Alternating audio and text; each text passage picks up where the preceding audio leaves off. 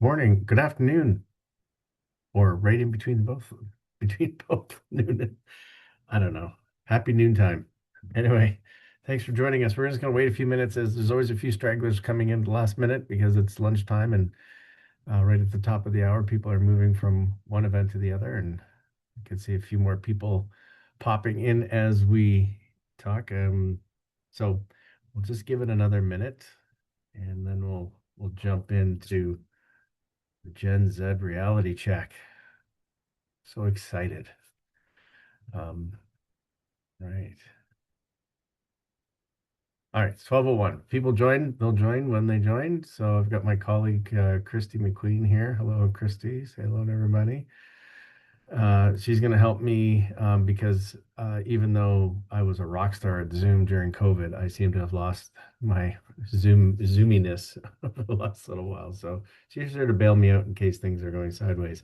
Slide deck is showing. Yes, Christy? Did you hear me, Christy? Yeah. Is my Yep. Participants should be able to see your slides. Okay, perfect. Awesome. Yep, we got some thumbs up going. All right, cool beans. So let's jump right in. We're hearing a lot of noise, at least at our end. I can't begin to tell you over the last probably 2 or 3 months where I've gotten into conversations with some of our clients around, this Gen Z, and some of them are out of the States, so it's Gen Z there. What's going on? What's wrong with these people? And, are like, what is happening? And there's a lot of noise. And today we're going to try to shift that into something a little bit more useful. And that is, um, how do we lead these people? And more specifically, I think what you're going to see, and not to preempt the aha moment, but really, how do we lead across our entire organization? So, and by the end of the session, we really hope to have some leadership shifts that you can bring back to your teams, maybe apply yourself, and so that we can get to things like accountability and speed and performance and whatnot. So, but before we get too much over our skis, let's just dive in and take a look at the world we live in now.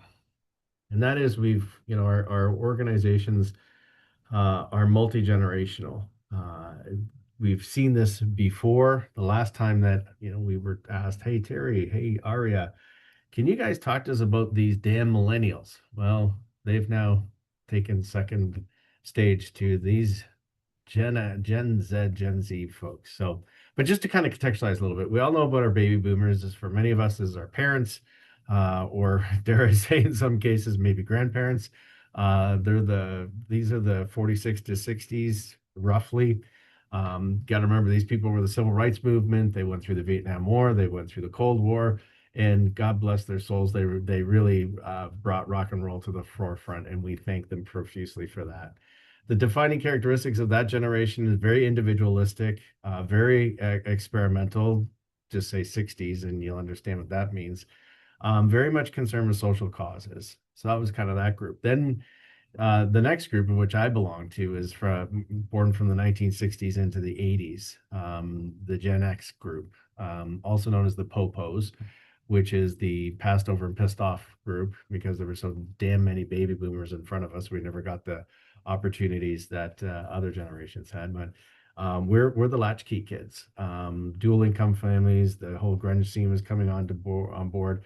That generation, typically stereotypically defined with skepticism, somewhat entrepreneurial, somewhat adaptable, and got really concerned about work-life balance. Then backstopping us was the millennials. That was the 80s to the mid 90s kids. These folks were, saw the rise of the internet, lived through post 9/11 and the war on terror, and of course, the helicopter parents, which was my generation, sort of bubble wrapping kids and whatnot. So millennials are kind of known stereotypically as being highly confident, very, very pragmatic, very team oriented, very competitive. And then this latest group, these are the latest folks that are joining our organizations. This is the mid 90s to the mid 2000 group. This is the aftermath and consequences of 9/11 folks. This is the Great Recession folks. This is the social media folks. These folks are all over social media. So I just wanted to kind of bring this to the forefront. This group is defined, generally speaking, as highly independent. They're digital natives. I mean, everything they do is electronic. There's nary a thing in their lives that isn't run from a phone or an app. I think their favorite phrase is they're an app for that. So they don't trust business inherently because they saw their parents and their grandparents get the short end of the stick in business a lot of the time.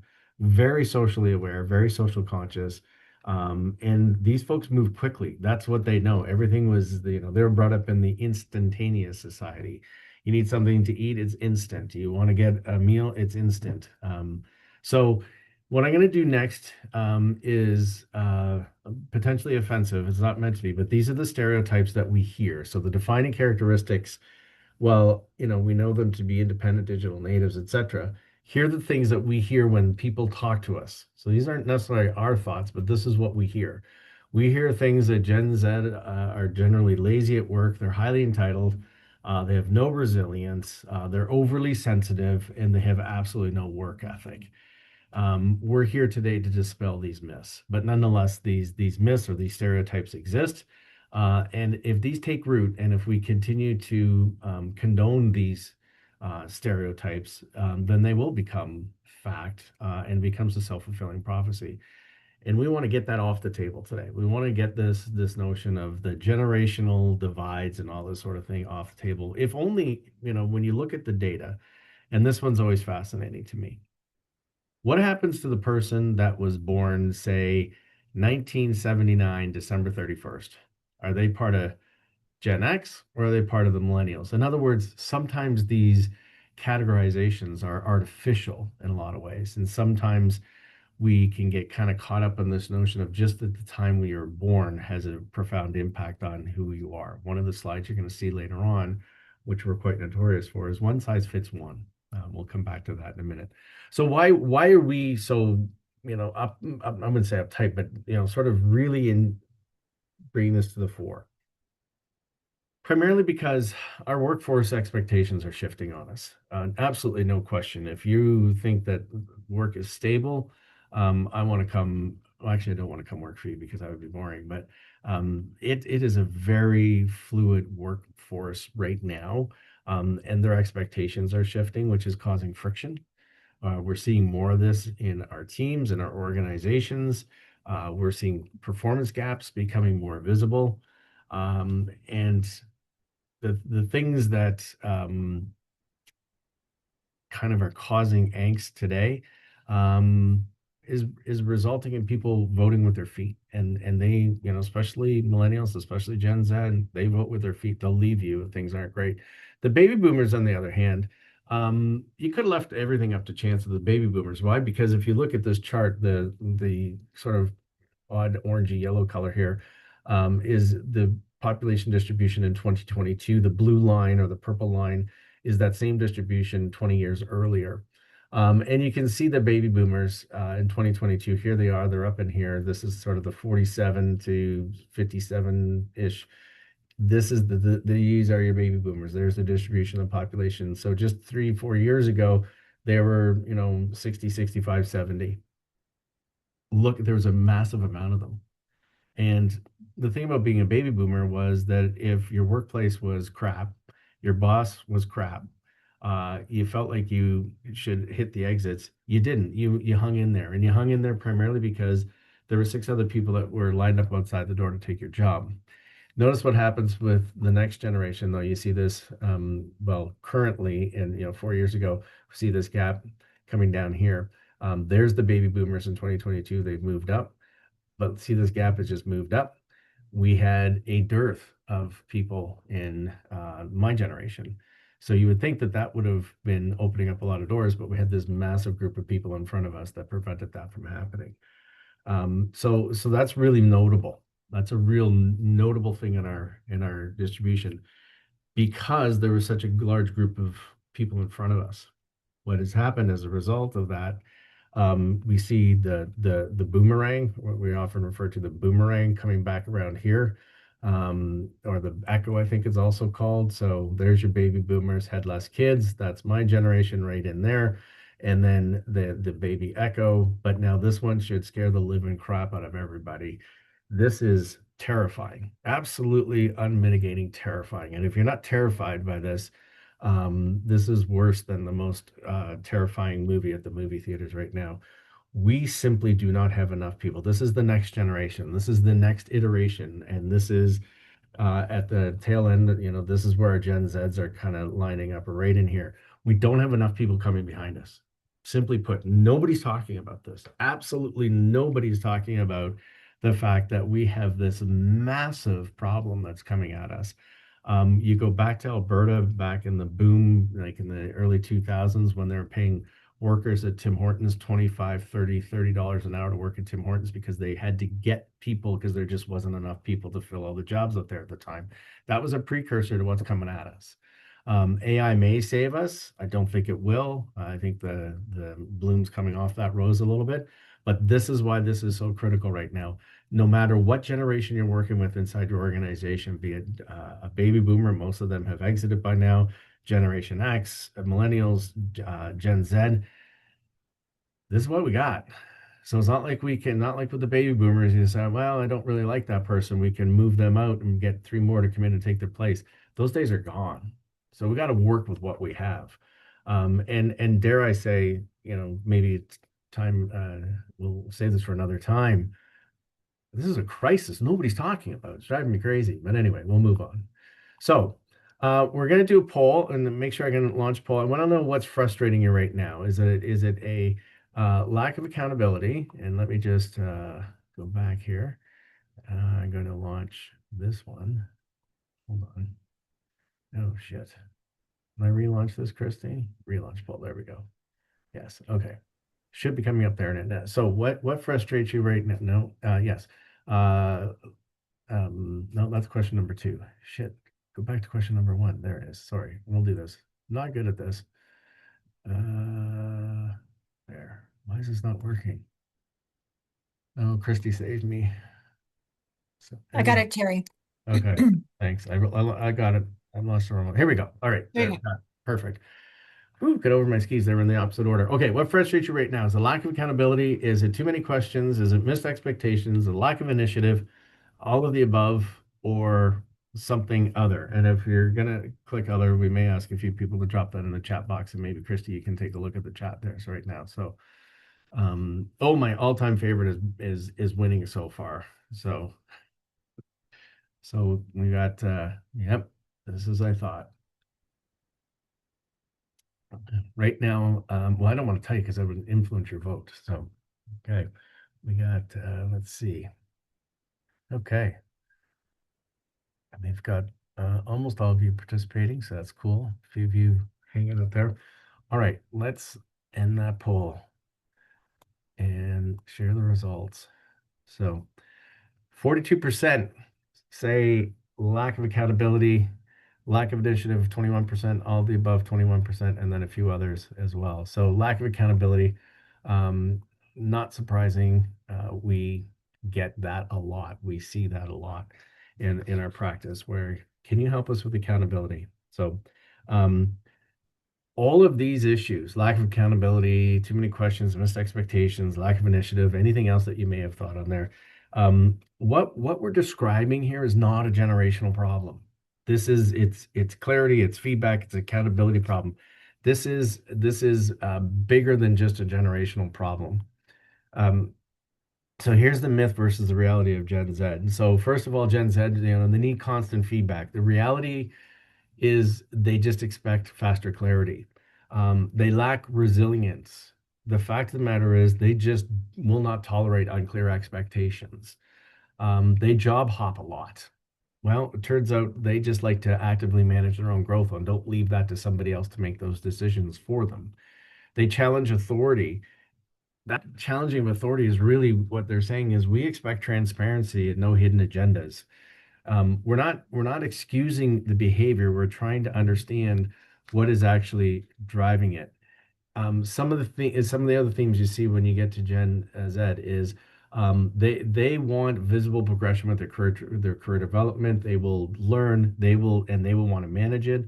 They are super sensitive to well-being around stress and burnout, mental health support. Those are recurring concerns we hear a lot of. They want flexibility. They want remote or hybrid. We got to remember, just as these folks were coming online, in fact, many of them started working in our organizations remotely. And we're sent a laptop and we're told, and then it's like, hey, come back to office. And they go, what the hell's an office? I don't even know what you're talking about. But that's built into their DNA. That's baked. They want autonomy, and though not always more than pay. Meaning and trust, be authentic with them, believable purpose. Why get the why is huge for these folks. And then also they're going to be your AI adapters. They're going to be the early adopters. They're going to have a profound impact. If you are not on the AI train and you've got Gen Zs coming to your organization, expect for them to look at you like you got horns growing out of your head if you don't know what AI is. So there's the kind of the reality. That's what the data shows. That's what the research shows us consistently. I don't think anybody here is going to find that terribly surprising. But I do see some other things in the chat here. Sorry, just okay. Oh, that was the other things. Okay, thanks, Christy, for grabbing that. So the bottom line from our perspective is this: Gen Z is not creating new problems. They're exposing ones that already exist. And the most effective leaders in our organizations are already succeeding across all the generations. So, in other words, this is not a Gen Z or a millennial or a baby boomer or any kind of problem. It's fundamentally a leadership and performance systems challenge. Now, for those that are in the know, they would look at this picture of the gentleman from clearly a while ago and wonder who that is. If anybody knows who that is, type it into the chat and you win a prize. Anyone take me up on that? Don't see anybody. Okay. So that is Frederick Winslow Taylor, and he created a work practice called Taylorism, also known as scientific management. Some of you may have studied this in school, heard of it, or whatever. There are four fundamental pieces to Taylorism or scientific management. The first one being science over the rule of thumb, that work processes are meticulously studied. They use time and motion techniques and identify the one best way to complete a task. That was Taylorism, or that is Taylorism. Scientific selection and training. Workers are systematically selected and trained for specific jobs that match their aptitudes, rather being left to self-train. The third principle is managerial planning. Work is divided so managers handle the planning, the training, the supervision, while workers strictly execute defined physical tasks. And the fourth tenet of Taylorism or scientific management was incentive systems. Workers are paid based on their productivity and output, designed to encourage higher efficiency and prevent soldering, which was at the time called deliberately working at a slower pace. So I throw at the feet of Frederick Winslow Taylor a lot of the problems that we have today. His whole theory still pervades many of our organizational policies, many of our organizational processes, many of our organizational systems today. And it's that lack of change that I think is contributing to this. Well, is it Gen Z? Is it millennials or whatever? I think that's what's driving it. I think we could do some better work here, and start to move away from these notions of, we will measure meticulously. Let me just think about that. Just listen to that word. We're going to measure meticulously. That gives me goosebumps, not for a good reason, but for others. It makes me break out in a rash when you're that micro. It sounds really depressing. If we go back to the trifecta of motivation, the three tenets of what really motivates workers, we've talked about this before in several of our webinars before, but it's very simple to remember. The acronym is MAP. MAP stands for mastery, So I want to get really good at my craft. I want to get really good at what I do. Very few people that I know of, I suspect it's true for most of you as well. Most people show up at work to try to do well. Nobody comes to work. There is exceptions to every rule. But I don't know nary a person that shows up to work and say, how can I really mess this thing up today? Unless they're really angry at you. But most people don't come in and just say, I want to mess things up. And if they are in that stage, it's because they're just aligned to the wrong thing, which is the P in MAP, which we'll get to in a second. So mastery, I want to do well. I want to continue to learn. I want to continue to develop. I know most people like to do that. Secondly, autonomy. I know nary a person as well that is like, you know what? I really would like somebody telling me every half hour exactly what I have to do. Most of us like to find our own way. Most of us are excited and motivated by a certain degree of autonomy. Some of us more than others. But tell me what the task is that needs to get done. Give me the big picture overview, and I will go and tackle it.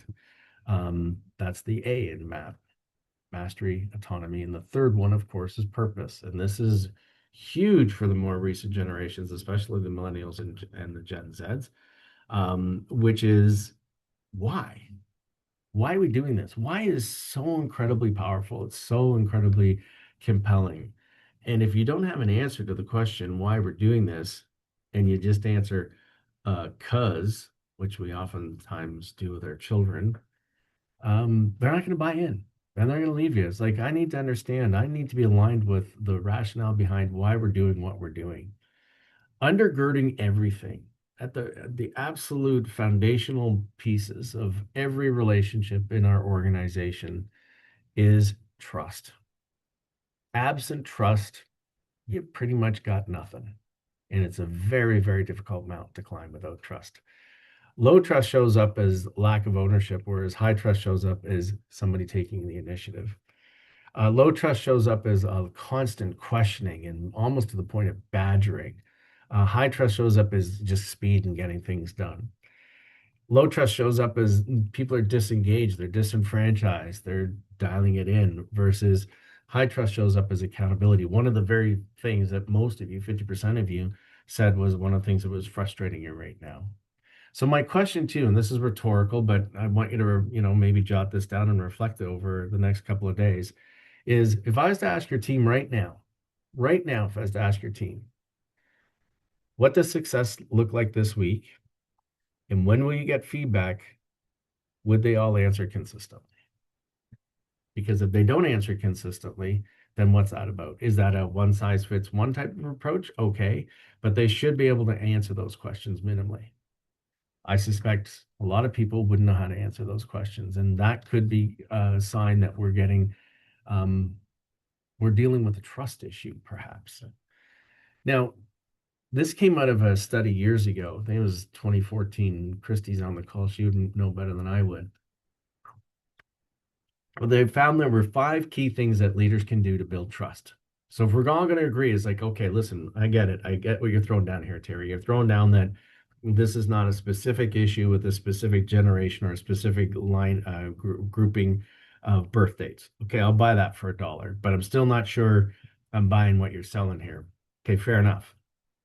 Our first tenet is, regardless of who it is in the organization, be it a 20-year-old or a 60-year-old, or dare I say 70-year-old, our argument is you got to have trust. And if you don't have trust, then you're going to have problems. And there are 5 really easy things to do as a leader in your organization to build trust. Here's what they are. The first one, ask for my input on decisions that affect me. Just ask me, what are your thoughts? It doesn't mean you're abdicating your responsibility as a leader. It doesn't mean you're abdicating that, some of us as leaders, we've got to be the smartest one in the room. We've got to be the one with all the answers. No, we're just simply asking our employees for their input. What are your thoughts? What do you think? That will help build a relationship. Secondly, give me background information so I understand why you make the decisions that you do. That's the why. Why are we doing this? What's going on? What's the background? I had a session over the weekend on an association I'm working. We're introducing this major change, and we had done a crappy job of communicating the change. It's a volunteer thing. And the people were so incredibly upset. So finally I got up in the room and said, I think that we missed something here, folks. And I think what we missed is we didn't tell you the why. Let me tell you the why we're doing what we're doing, why we're implementing this change. Well, as soon as we articulated that, it was like the light bulbs went off all over the room. It was like, oh, okay, well, now I get it. Oh, okay, that makes a lot more sense. Just why? It's a very, very powerful thing to share with people. If you set people, sorry, wrong way. If we set people up for success with learning and resources, that tackles the mastery piece, whereas the number two deals with purpose, right? So set us up, right? I want to continually learn. I want to continually have the right resources at my fingertips. And I don't want to have to learn everything just by saying, hey, ChatGPT, what should I do here? That's kind of just not really learning. That's just kind of feeding us information. And as a leader, admit when when you make a mistake. It makes you real, makes you human. You imagine there's some people in this world right now that shall remain nameless if they just said, yep, I kind of fumbled on that one. Wow, wouldn't that be something? Um, and then the fifth one, don't punish people for raising issues. Don't shoot the messenger. Like, can you imagine? I was working with an organization last week, and I finally, after the session was over, I was absolutely mortified because the manager in the room, we were doing sort of a team building kind of thing, and the manager in the room kept answering for everybody. And I finally had to call him out and said, that, can we hear from some of the other voices in the room? And he sat back and said, oh, I'm so sorry, and sat there with his arms folded, and nobody said anything. I think that's a very psychologically unsafe environment, probably because when they brought things up before, they've been punished for it. You just got that sense. So really distressing for me being in that situation and not being able to do a lot of influence in the moment. So trust. Let's work on trust. Let's get to the foundations of trust. It's going to be epic. So, so why does leadership have to evolve? I think because we're facing really unprecedented disruptions. And I think our traditional approaches to leadership aren't working. They're not enough in today's world. It's not enough. And I think we've got to update our approaches to leadership. Hierarchical command and control structures, yesterday's news. Short-term reactionary thinking, decision making, not going to work real well. And risk aversion leading to stagnation, just putting off to tomorrow that which we can do today because we're afraid, is an outdated leadership approach. So we got to change this up. So I think where our performance breaks down is we don't give clear expectations. Our feedback comes way too late or not at all, and growth is not visible or visible rather. Um, these are the things we see all the time in organizations when we're asked to help. Can you help us out here? Okay. So um, leaders oftentimes will think that they're clear. They're often not, because employees think the expectations are vague. Feedback ends up coming too late, and then growth conversations tend to become reactive. Every performance issue you're dealing with likely traces back to one of these three breakdowns. So when clarity is low, trust drops. When feedback is delayed, trust drops. When you follow up is inconsistent, your trust drops. I'm willing to bet everything I own that that's where a lot of things come off the rails for you. So we're going to do another quick poll. And this one is, where does your team struggle the most? Is it clarity, accountability, feedback, or engagement? I'm going to see if I can launch this one, Christy, but I'm so glad to have you here. I'm going to end that poll. I'm going to now go back. Oh, we can. Oh, why is this one? See? Okay. All right. I got to do polling question number 2. I'm going to relaunch that. Continue. All right. So where does your team struggle the most? Is it clarity, accountability, feedback, or engagement? I think I know the answer to this one, but we'll see where this goes. Give you a minute to look at that one.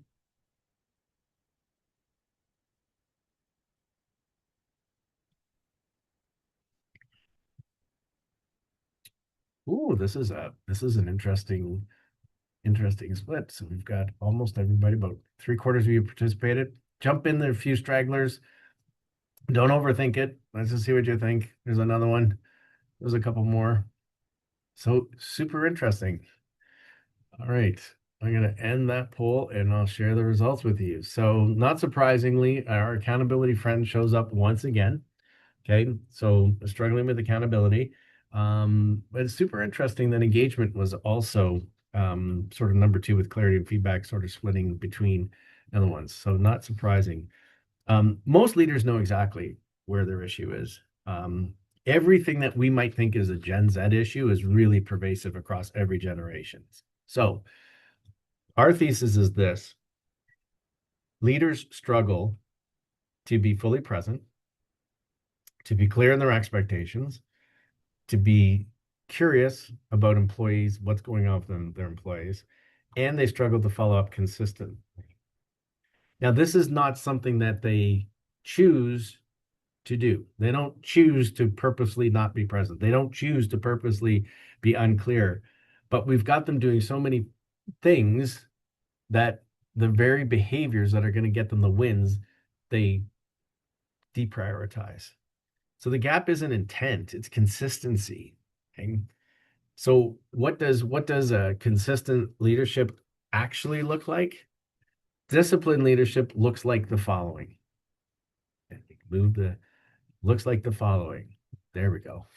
So being fully present, being totally clear and getting clarity on the front page, being curious to understand, which we also call coaching mindset, and developing people very intentionally, which is the whole notion around accountability. So this is highly intentional, disciplined leadership. And we've been doing this for years at ARIA with this very model of trying to build intentional leadership. Sometimes we refer to it as leadership development, servant leadership, whatever the name is, it's irrelevant. What the point is that these tenets are so critical. It's a simple way to operationalize leadership in a way that drives results. And this is what we wanted to get to today. Let's put aside all these different noisy things that are kind of, if we can only just figure out this generation, if we can only figure out this one problem, let's take a step back and be more broad in our approach to things. Now, the first thing right now, some of you out there are screaming into your computers, I can't hear you, but I can sense you. I feel you. This is great, but I don't have time for this. When am I going to do this? Mother of darkness, Terry, I got 16,000 priorities on my desk, and now you're asking me to, spend time on clarity and all these other things. When does it end? When does it end? My retort to that, which may be somewhat disrespectful, but there is a point to it that I hopefully is meaningful, is you're already paying for this. It just shows up later. And that later shows up in rework. It shows up in missed expectations. It shows up in performance conversations. So it's not about adding time. It's about moving time earlier in the process. You're spending it anyway. You're just spending it at a different time. I trust that makes sense. So it's not time consuming. It's actually time saving. As I've said, in every time I introduce this in every organization, whenever you implement a change, be it in your leadership approach, be it in how your team works, whatever, you have to expect a dip. You have to expect a momentary, that could be as simple as a couple hours to a couple days to a couple weeks. Expect a dip, because anytime there's change, you slow down. You're not moving at 100% efficient. You're not fast as you were because you're learning the new approach to things. But when you have that dip, the ricochet off the back end when you implement these things is absolutely huge. You can't see it, so you trust that which is in front of your nose. And that is, I can deal with this right now. But in a lot of ways, we fool ourselves. We fool ourselves into thinking, well, you know what, I can do this now. But how many times have you been caught up in having to rework or sit down with somebody and go through and say, this isn't quite working the way we had expected, not sure where this came off the rails, the expectations are missed, whatever. It costs you time, but because it's later on, as opposed to now, you kind of fool yourself into thinking it's okay. The time is spent, just when it's spent. So we're suggesting move this forward.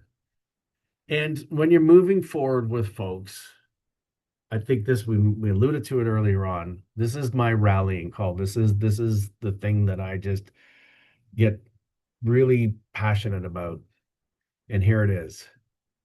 One size fits one. We got to take Frederick Winslow Taylor and tell him to take a hike. You were 1910, your 1910 called looking for your Frederick Winslow Taylor scientific management. Throw it back in time, leave it where it was. This notion of meticulously measuring each individual and having standards that we adhere to each individual to, down to meticulous pinpoint data, absolute garbage, because everybody is different. Every single person on this webinar has a different skill set, a different perspective, different knowledge, different experience. And quite frankly, that's the diversity when you get into diversity, equity, and all those different things. That's the diversity piece that I get excited about. It's like the different points of view that people bring to the table.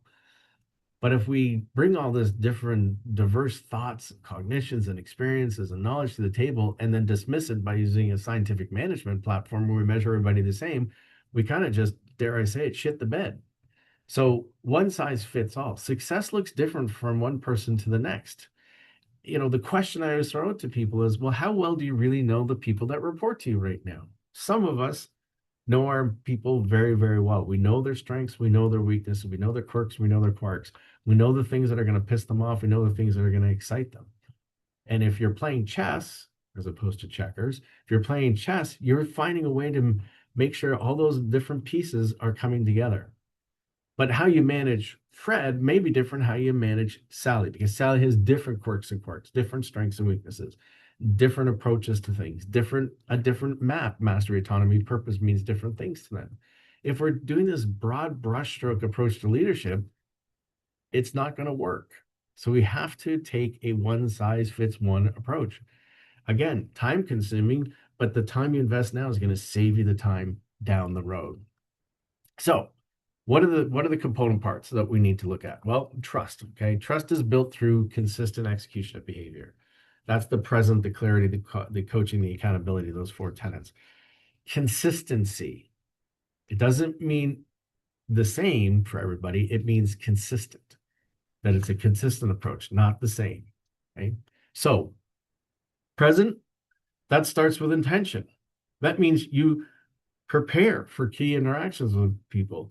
When you're meeting with somebody, you turn off the noise, right? My favorite thing right now is you take your phone and you place it face down on a table, as if that is indicative of the fact you have attention. The mere fact that it's still there and then it buzzes. How many times you've been in a meeting, somebody puts it face down and buzzes and they look at it. Then just next time leave it face up, because it would be less insulting to me. If you're gonna have a meeting, get rid of the phone, turn off your computer, move to a place that's going to be quiet so that you can actually be present for somebody. There's nothing worse than meeting with somebody and you feel like you're talking to a wall because their attention is somewhere else. You want to build trust, be present and be intentional in your conversation. Now, Gen Z, the topic du jour, more than others, they will read your level of presence immediately. They know, because they're the digital generation. They know what it's like when somebody's not paying attention to them. If you're distracted, you're rushed. They see that as a transactional. They're gonna forget about you really quickly. If you're not fully present, don't expect full performance. So an example here, before every one-to-one that you have, take 60 seconds. 60 seconds, it's a minute, and ask yourself, what does this person need from me today? And if you don't know, ask, how can I help? What is it that I can help you with today? What are the issues that we want to talk about? What's on your agenda? What's on your mind? Imagine starting a conversation that way. So that's presence. I think clarity is another piece where we lose out. Clarity, define the outcomes, not the activities. Okay, what is the outcome? Know when to direct versus when to explore. Sometimes you have to explicitly tell people. And to do that, we always suggest you ask permission before doing so, because it allows them to buy into that notion. And sometimes you're going to want to explore with them. And that's a lot of coaching questions, being really, really curious. Make sure you align on what success looks like. What does success look like? What is this? And well, that's a nice typo, clarity. How ironic is that? Creates fairness and predictability. So with every task should end with by when, what does great look like, and what should I not miss? This is one of the biggest misses of all. Leaders ask great questions but never land the plane. let me know how it's going versus, hey, by Friday, I need X and includes Y.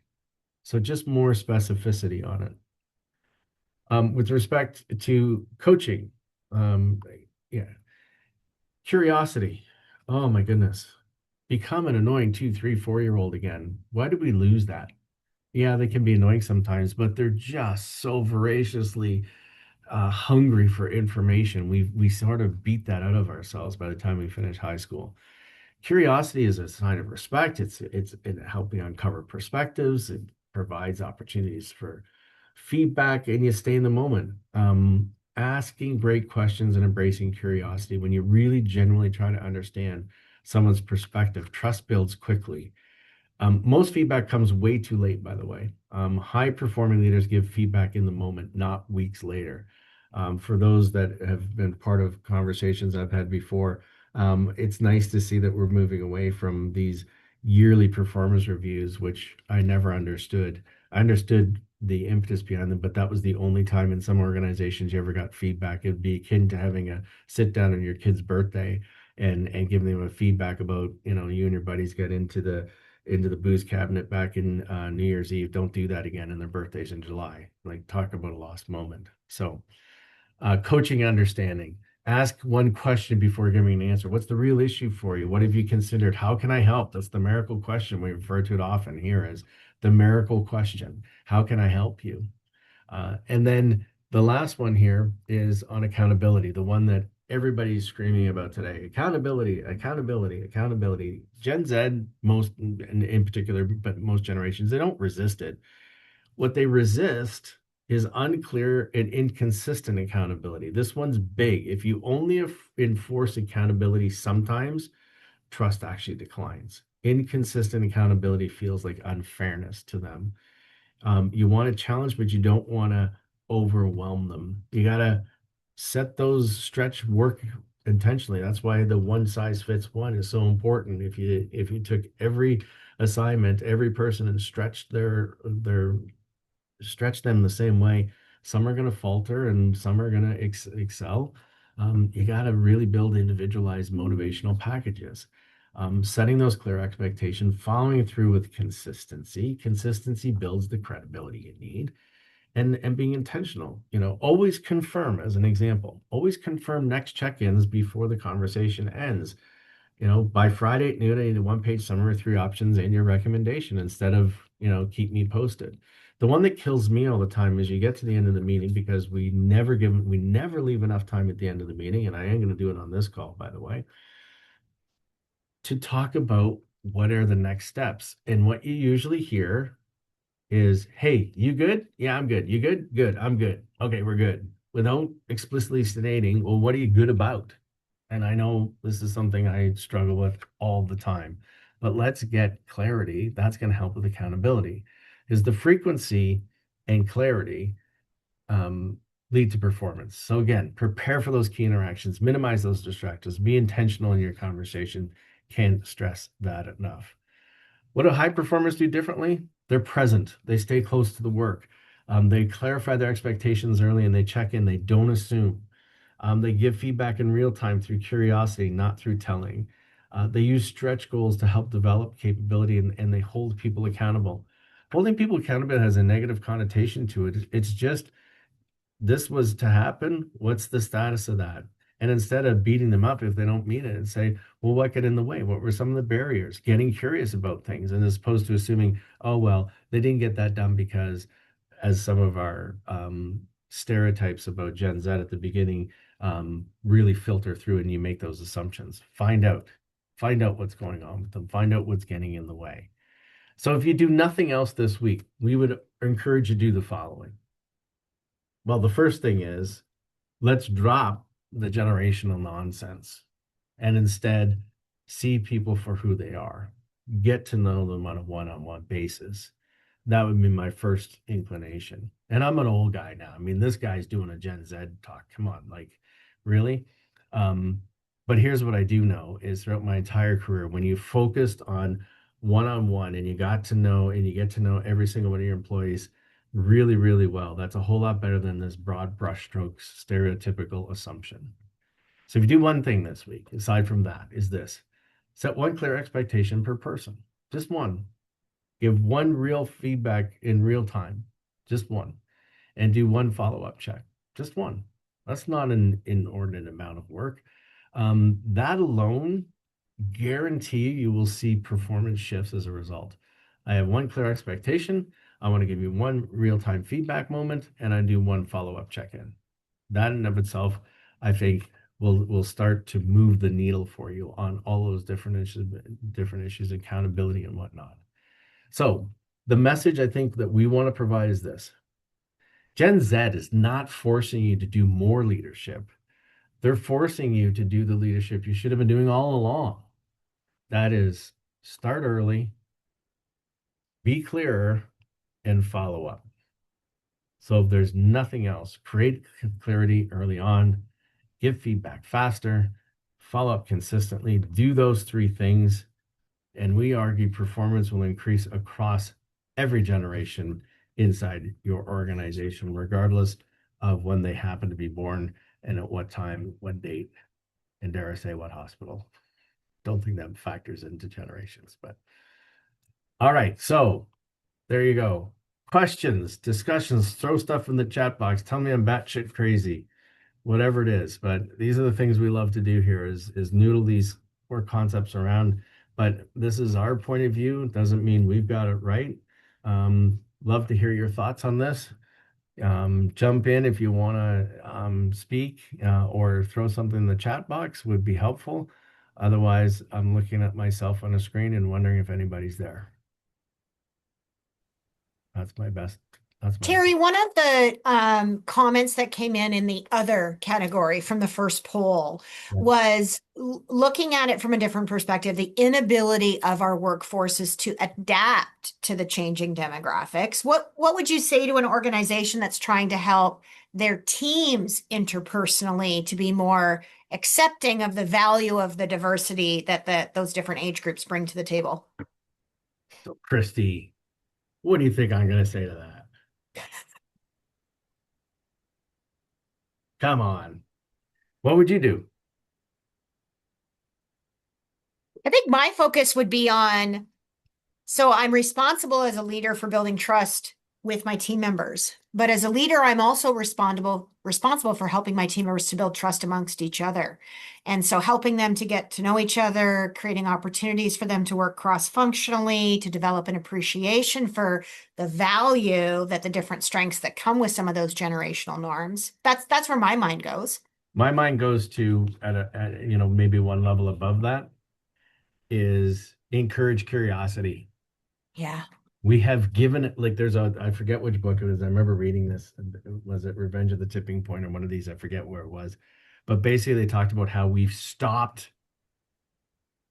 beat the crap out of curiosity. When our kids first arrive at school in grade 1 and 2, they're like so full of energy and vigor and I want to learn everything. By the time we get through the 12 years, they are completely devoid of any curiosity. We pound that out of them because it's rote memorization and whatnot. And so I think that's what's missing today in my world is just a big, I wonder, as opposed to saying, well, Freddie Glick is a lazy SOB. I wonder what's going on in Freddie Glick's life that's causing this to present itself. Being curious and starting, we talk about it a lot here, Christy, you know this, starting with a positive intent as opposed to a negative intent. How many times it's the person who cut you off in traffic. What an son of a, right?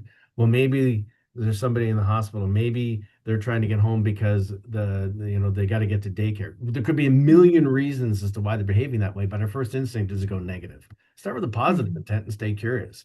That might be sort of a little utopian, but by God, when you get curious with people, the things you learn, and then you have these moments of, holy shit, now that makes sense. Brilliant. Just absolutely brilliant. So that's what I agree also with what you're saying. I think, to put it into behavioral context, just try to get really curious. That's what, so. Excellent. Adrian James has a great question in the chat. How many people is it reasonable to set this goal for? For example, could each manager be expected to meet these 3 targets for 5 employees or less. I think that was around those specific trust building activities. Yeah, yeah. I think if we look at the research, and not to always fall back on research, but the research is um, no double digits.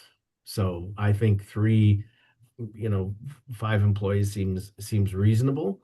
Um, but we get these huge spans of controls in organizations which make no sense, which then becomes almost demotivating for you to even try because you say, holy crap, it's like that daunting task that you have to do and you just keep delaying it because it's so big. I think Mhm. a shorter span of or a smaller span of control allows you to have a much bigger impact than a broad span of control. So Mhm. yeah, so I mean, 3 targets for 5 employees, that seems reasonable, but also it's industry situational dependent, but Mhm. that doesn't seem unreasonable to me at all. In my mind, I go back to, one size fits one. Yeah, And so 5 might be a reasonable target for someone, but for a manager who maybe is really struggling to see the value of setting clear expectations, giving feedback in the moment, maybe that initial goal needs to be once this week, yep, exactly. start small to build the habit. But, again, I think it all goes back to being rooted in what do you know and understand about this individual? 100%. Yeah, that's a great pickup. 100%. See, this is Yeah. why we have There's Christy. another question in the Q&A around, so if you set those clear expectations, you give that feedback in the moment, and you schedule a follow-up, what happens if they continue to miss those deadlines? Well, I think that's where you got to get real curious real fast. So, and this is where it's going to frustrate you because there's nothing more frustrating than missed deadlines. I think the curiosity question for me is clearly something's getting in the way. What is it, Mm, and how can I help? As opposed to you missed 3 deadlines, we're going to write you up, we're going to, that punitive, let's punish the shit out of them. Folks, punishment doesn't work. I mean, you want this in real time. It's a horrible analogy to make, but you'd never train a dog to sit, roll over, lie down, and that sort of thing by punishing it, by slapping it across the side of the head. So why do we do this in our work environments? It doesn't work. Punishment doesn't work. We're going to write you up. Well, go ahead. That doesn't mean anything to me. I think what's more meaningful is getting really curious and really getting under the hood. Now, you cannot do that if you don't have trust. You can't, if mhm, you've got an untrusting relationship with your employee right now, you can't suddenly go, well, shit, I was at that ARIA webinar and I'm going to try this on for size. So tell me what's really bothering you. It's like, I don't trust you to save money. I'm not going to tell you. You got to mhm, start with the trust first. So it could take some time, but I think that there's a reason for everything. There's a why for everything. There's a why mhm, for everything. And if we live in that world of there's a reason here. What is it? And don't mhm, default, which many of us do, don't default to, well, they didn't get that done because they're a terrible human being. Really? mhm, Not likely. There's something going on there. And imagine if you were to punch through that and understand something. Maybe they're terrified. Maybe they feel like they've got imposter syndrome. Maybe there's something going on in their personal life that's just consuming their brain. Maybe they're working 3 jobs to make ends meet because nobody, their spouse or their significant other, is going through some sort of disability. God knows. But the default, when if there's well, they're a lazy SOB, all those things we saw at the very beginning that we use as stereotypes. They're not mhm, resilient, they're lazy, they're entitled, they're everything else. Maybe just maybe there's other things going on. Let's find that out as opposed to assuming mhm, these sorts of things. That's why I hate stereotypes, because it makes mhm, us, dare I say, offensively, and I apologize ahead of time for this potentially offensive comment, but makes us kind of lazy as opposed to mhm, really trying to find out what's going on. What's going on? Like it's my mhm. favorite word. That's what I would say to that. So Yeah. hopefully that makes sense. So this stuff gets me fired up. So anyway, cool beans. Anything else? Nice to see some familiar names on here. Hello to you all. So, uh, all right, cool. So we've recorded this. So we always have these on. So if you want to come back and take a look at it, and I think we'll send you a link to it and all that sort of good stuff. But anyway, this is our last webinar. We're going to take a couple months off and enjoy hopefully summer, although it's seeming to having a hard time getting here. and be back into our regularly scheduled programming come September. If there are any things that you'd love us to tackle in the future, concepts, topics, whatever that kind of resonate, or you'd just like to get another point of view on, please send them along to us. We love doing these things. It keeps us crisp and fresh and make sure that we're not missing anything. So we really enjoy doing this and sharing it with our community of you fine folks. So if there's anything, please let us know. And with that, we'll say, hope you enjoy your summer, and let's go forth and prosper across all generations, so, as it were. Thanks very much. Okay.